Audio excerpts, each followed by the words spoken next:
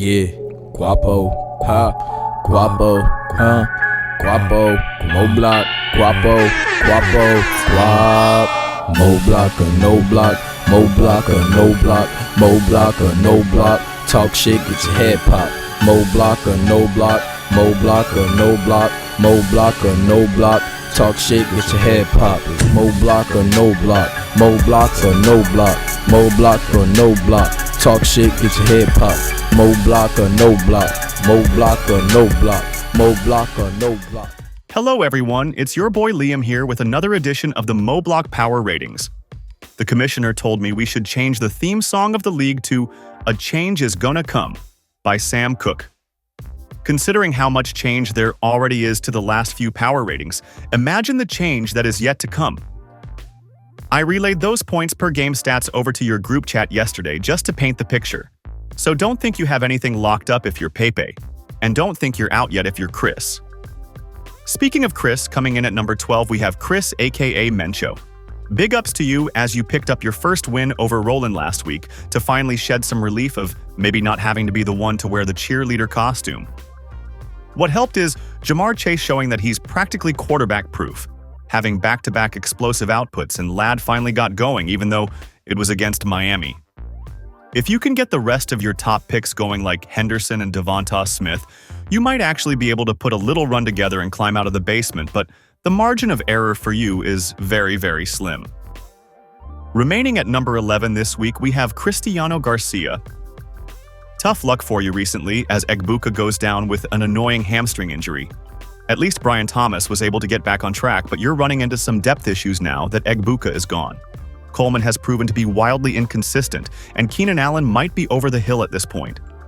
Tight end also continues to be a huge void for you, and I am very doubtful that Evan Engram is going to be able to produce. These next couple weeks are going to be rough, but down the stretch when Egbuka and Trey Benson return, I think you can make a playoff push. Coming in at number 10, down 2 spots from last week, we have Juan. This upcoming matchup is going to be difficult without your Ravens players, but aside from that, I just don't see much long-term depth with your squad. Kendrick Bourne was a nice pickup, but he'll only last another week or two. Ridley, who is now injured, is holding your team back, and the combo of Mason and Etienne have cooled off from their hot start, which doesn't get me as excited about your team as compared to a few weeks ago. I think Ferguson will cool off too now that CeeDee Lamb is back. Since you had a tough blow with Tyreek, maybe the fantasy gods make sure your team is healthy throughout the rest of the way, and you're able to make a comeback. Coming in at number 9, up 1 spot, from last week we have Raquan. Very strong output this last week as you finally answered the bell with a dominant output. You can easily make a case that you have the best starting lineup in the entire league. The trade for Drake May clearly paid off, and I can't find any holes to critique. There's only 2 things that can get in your way of winning the gold, and that's health and your mouth. Pause. But when you're more quiet than usual, you seem to win. And when you're chatty and talking smack throughout the game, that's when you lose. I expect you to rise from here on out.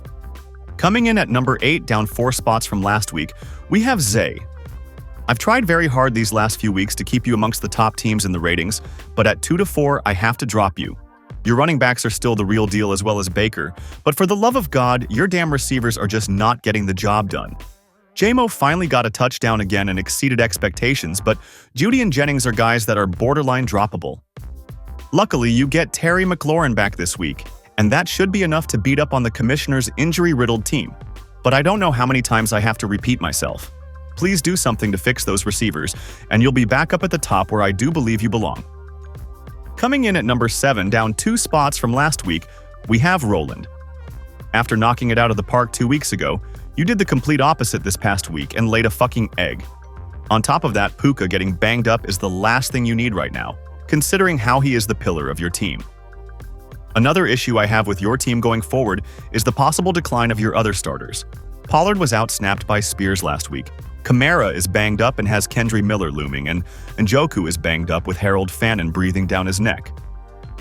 I see the upside with Waddle and Kroski Merritt, but you're going to need a lot more firepower if you want to stay in the upper half. Coming in at number 6, up 3 spots from last week, we have Dashone. Who would have thought? The team that was a complete laughingstock week 1 is now making a bid for a playoff spot. When evaluating your team, I'm feeling very so-so, which is why 6 is a perfect spot for you. You finally got rid of McNicholas and made a solid last-minute move to pick up Dawson Knox to defeat Juan last week. So at least we know you're not asleep behind the wheel.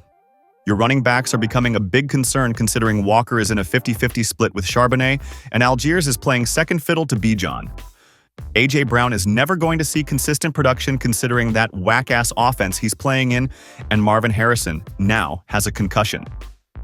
Again, I want to acknowledge you for exceeding projections, but don't think this is now the time to put your feet up because teams will begin to surpass you. Coming in at number 5, down 2 spots from last week, we have Emmett aka Showtime. Not much Showtime at all this last week, as your team, flooded with backups as starters, barely got off the bus. These next couple weeks are going to be very rough as I don't expect you to win for the rest of the month, but I can see you making a run in November and December. Omarion and Garrett Wilson have to get healthy, and Zay Flowers has to get back to being a 15-point-per-game player now that Lamar is going to come back. Chase Brown is your Achilles heel as he will likely be the biggest fantasy bust this year. The fact that he hasn't had a 100-yard game is embarrassing. Similar to Garcia too, I am not confident in your tight ends. Otten should be a good filler, but will Loveland emerge and live up to his draft capital? That's a wait-and-see type of move, and you don't have time for that. Coming in at number 4, up 2 spots from last week, we have Vontae. You had a cakewalk win last week over the commissioner, but to your credit, you had a lot of injuries as well. I'm kind of going back to my logic I had in the episode 2 weeks ago when I ranked you here due to the fact that you won. And you have guys like Mike Evans and George Kittle coming back to amplify your lineup. This should make you a top team, correct? You should continue to win, right? Prove me correct, and I'll keep you here. Coming in at number 3, up 4 spots from last week, we have Jamar. You might have made the free agency pickup of the year by signing Rico Dowdle. You were in the dumps after losing Connor, and he has given you even better results than Connor himself. Now he will likely take a dip due to Hubbard returning, but seriously, an outstanding move. Scatabo has proven me wrong too and has been a key contributor. CeeDee Lamb is returning this week, so now when you put all these pieces together in one lineup, you're looking at a pretty damn good squad. Honestly, I have to give you props, because while I don't think you're the best team, you are the most resilient, and that matters just as much. Remaining at number 2, we have Markel. My new nickname for you is Mr. Consistent. You had a very solid output versus Pape, but unfortunately got fucked out of a win because the Bills were afraid to tackle Bijan. You have some small knick-knack injuries building up with Worthy, Diggs, Jacobs, and your boy the Midget, which could be annoying. But I haven't seen you completely lay an egg at all through 6 weeks. Considering all the mess with injuries and shit, that alone is pretty impressive. And lastly, remaining at 1, we have this ugly motherfucker Pape. Hopefully when you win the scoring title, you at least go out and buy a new cap and shirt to look fresh for the ladies in NYC. Then when you win the league, maybe even head down to Canal Street and buy one of them a Birkin. Anyway, you know I'm getting paid to fuck with you. You're 5-1 and Rashee Rice is finally back after his slap on the wrist punishment.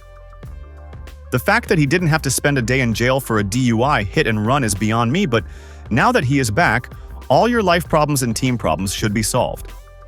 There you have it, guys. I am looking forward to seeing how everything plays out, and I will be back on October 22nd with another edition of the MoBlock Power Ratings. Good luck, everyone.